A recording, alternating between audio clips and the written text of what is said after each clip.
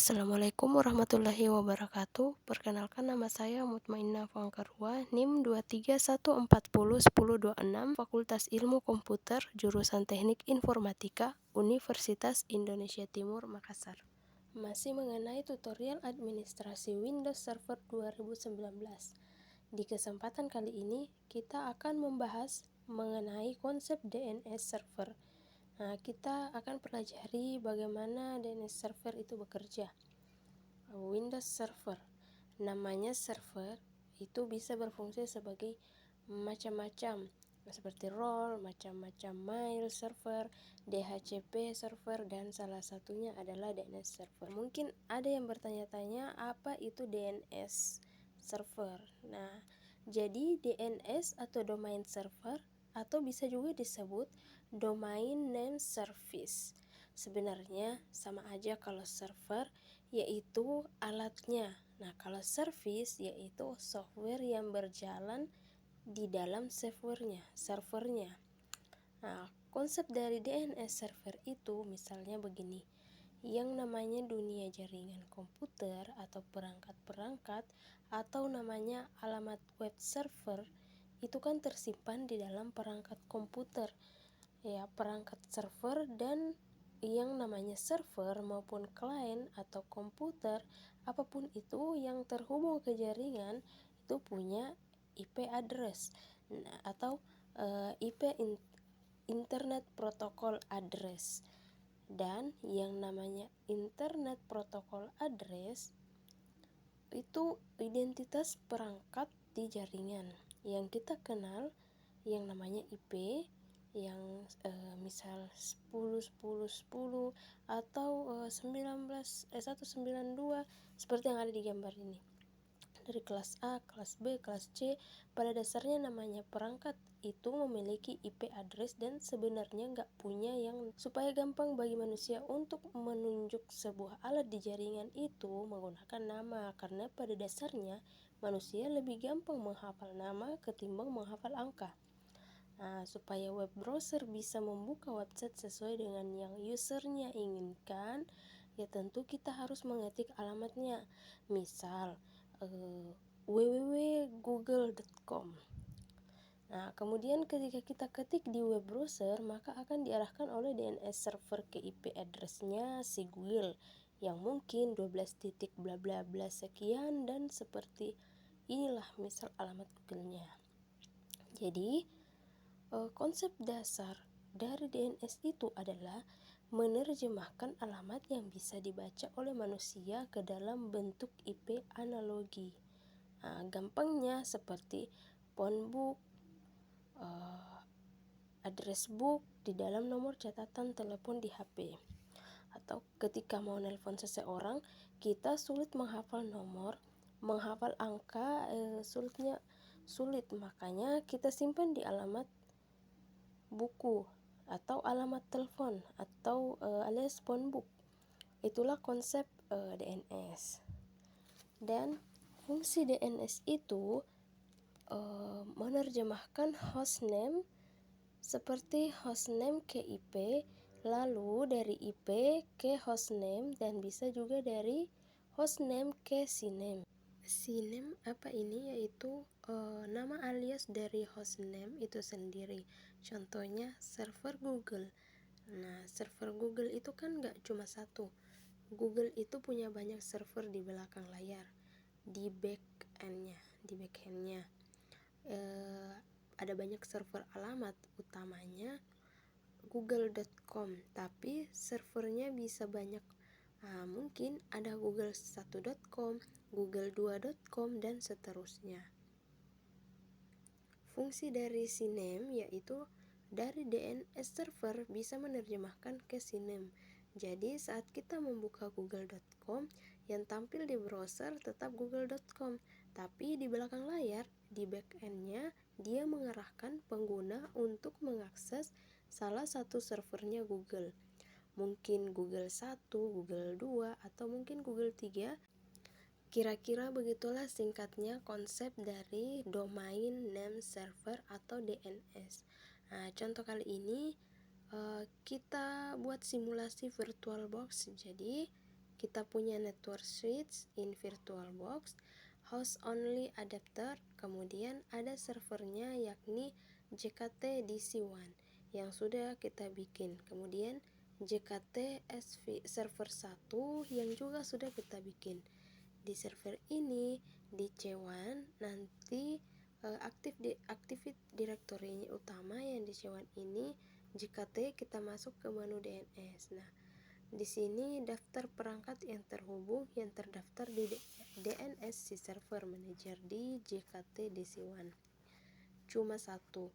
Kalau kita mau lihat lebih mendalam, kita klik tools kemudian klik DNS. Nah, di sini kita bisa lihat bagian forward lookup zone, klik aja dan di sini ada domain yang kita bikin, sukasuka.com.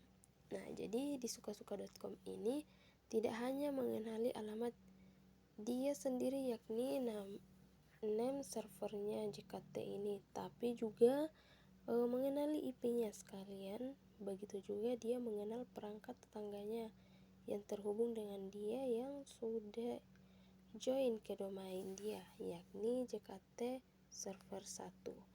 Nah, di alamatnya ini 192.168.56.12 itulah.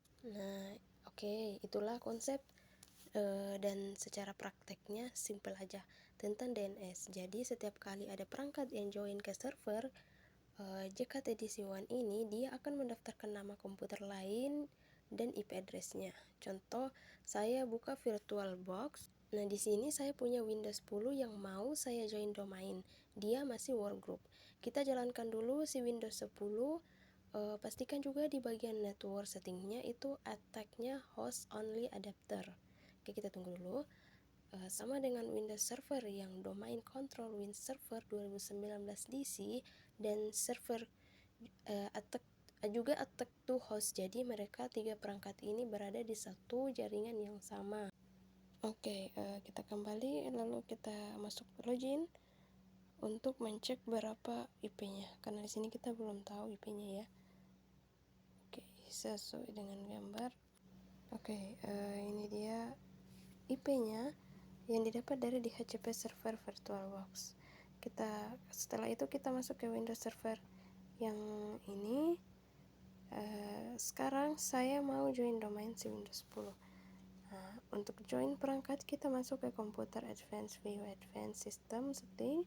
Nah, kita ke komputer, namun kemudian kita change untuk komputer namanya biarkan saja seperti ini, terus kita join domain ke sukasuka.com.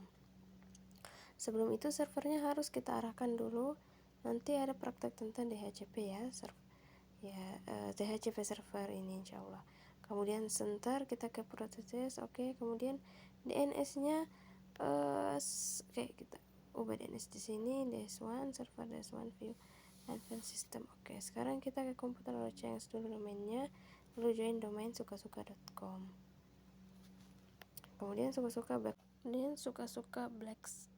backlistnya administrator. Oke, welcome to sukasuka.com. Kita restart, tunggu sampai login kembali. Sesudah login, sekarang kita mau login sebagai domain lewat ID domain.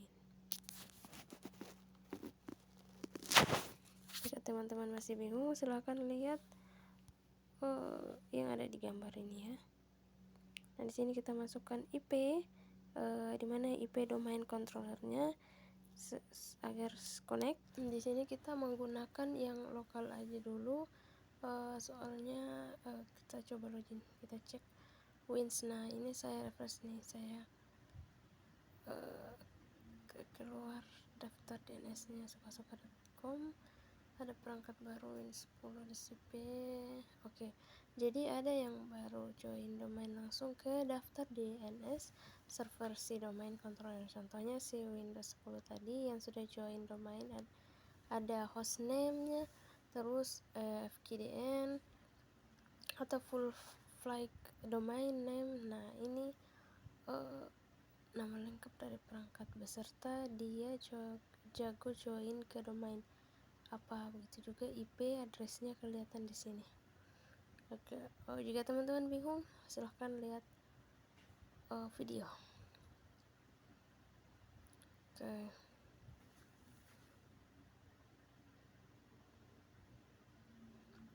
Oh ya teman-teman, praktek mengenai DNS server ini hanya sebatas kita belajar konsepnya, kemudian kita pelajari bagaimana saat perangkat itu terdaftar di DNS server saat dia join domain.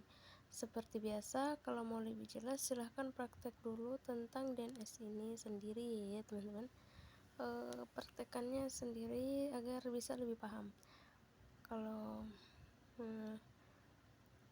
Dan untuk lebih jelasnya teman-teman bisa mengikuti video tutorial yang sudah saya sediakan. Nah, di kesempatan kali ini kita sudah mengenal atau sudah membahas mengenai konsep DNS server. Semoga teman-teman dapat mengerti dengan penjelasan saya. Seperti contoh prakteknya melalui join domain dan registrasi perangkat tersebut di DNS server domain controller. Oke, kalau begitu kayaknya cukup sekian. Sekian penjelasan dari saya. Jika kurang dipahami, mohon dimaafkan. Apabila ada kekurangan dari penjelasan saya atau mungkin kecepatan penjelasan saya terlalu cepat, mohon dimaafkan ya teman-teman. Oke, sekian dari saya. Wassalamualaikum warahmatullahi wabarakatuh.